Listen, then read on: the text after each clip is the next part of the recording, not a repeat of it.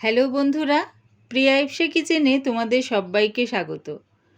আমরা বাড়িতে নানা রকমভাবে স্যান্ডউইচ বানিয়ে বাড়ির প্রত্যেককে খাইয়ে থাকি।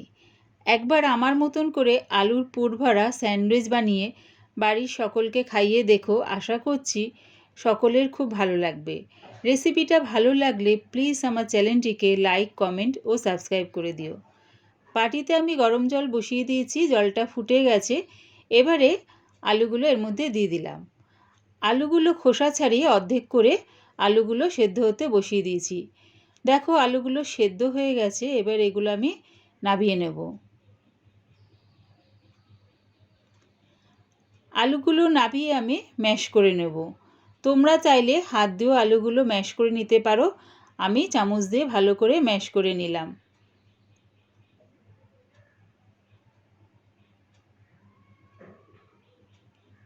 কড়াই দিয়ে দিচ্ছি 1 চামচের মতন সর্ষের তেল। তেলটা ভালো করে গরম করে নিয়েছি। এবারে এর মধ্যে দিয়ে দিলাম একটা মাঝারি সাইজের পেঁয়াজ কুচি। পেঁয়াজ কুচিটা দিয়ে তেলের সাথে ভালো করে নাড়িয়ে চাড়িয়ে নিচ্ছি। খুব একটা লাল করে ভাজবো না, হালকা করে একটু ভেজে নিয়েছি। পেঁয়াজটা দেখো হালকা করে ভাজা হয়ে গেছে। এবারে এর মধ্যে দিয়ে দিলাম ম্যাশ করা আলুটা।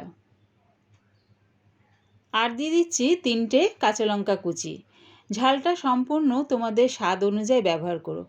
সবগুলো দিয়ে আলুর সাথে ভালো করে মিশিয়ে নিলাম। এবারে দিয়ে দিচ্ছি সামান্য একটু হলুদ গুঁড়ো, স্বাদ অনুযায়ী নুন, আর দিয়ে দিলাম 1/2 চামচ আদার পেস্ট। এই সবগুলো দিয়ে আলুর সাথে ভালো করে মিশিয়ে নেব। আলুর সাথে মিশিয়ে অনবরত নাড়তে থাকবো যতক্ষণ না আলুর যে একটা জলা ভাব থাকে সেটা শুকিয়ে যায়।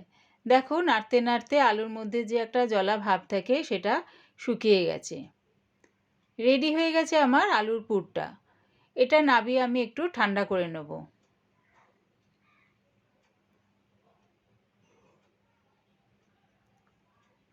এবারে একটা ধনেপাতার চাটনি বানিয়ে নেব। মিক্সির জারে দিয়ে দিলাম 2 মুঠ ধনেপাতা। ধনেপাতাটা আমি ডাঁটি সমেতে দিয়েছি। দিলাম 3 কোয়া রসুন, 3টে কাঁচা লঙ্কা, সামান্য একটু নুন দিয়ে এটার একটা পেস্ট বানিয়ে নেব। রেডি হয়ে গেছে ধনেপাতার চাটনি। এবারে ব্রেডের এই চারধারটা আমি কেটে বাদ দিচ্ছি না। তোমরা চাইলে চারধারটা কেটে বাদ দিতে পারো। একটা ব্রেড নিয়ে তার ওপর ধনেপাতার চাটনিটা ভালো করে ছড়িয়ে দিলাম। এবারে তার ওপর যে আলুর পুরটা রেডি করে রেখেছিলাম সেটা ভালো করে ছড়িয়ে দিচ্ছি ব্রেডের চারদিকে। দেখো ঠিক এইভাবে ব্রেডের চারদিকটা ভালো করে ভরাট করে নিলাম আলুর পুরটা দিয়ে।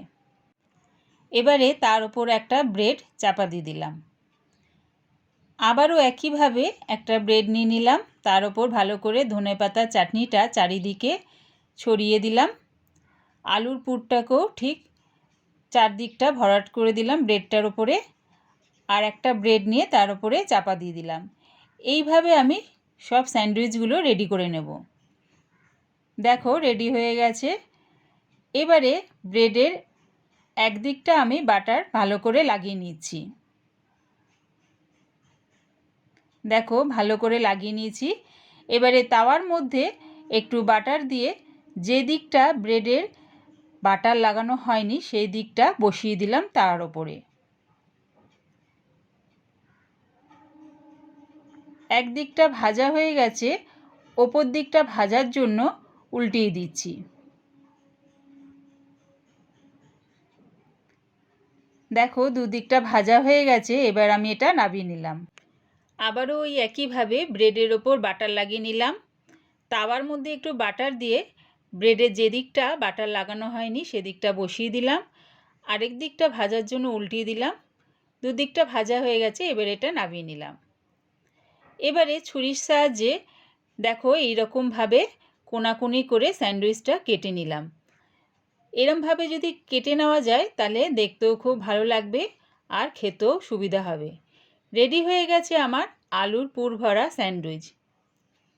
আমার এই আলুর পুর ভরা স্যান্ডউইচ রেসিপিটা পুরো দেখার জন্যে প্রিয়া ইপসা কিচেনের থেকে তোমাদের সবাইকে অনেক ভালোবাসা রইল। আমার মতন করে বাড়িতে বানিয়ে দেখো, কেমন হয়েছে কমেন্টের মাধ্যমে জানিও। প্লিজ আমার চ্যানেলটিকে সাবস্ক্রাইব করে দিও।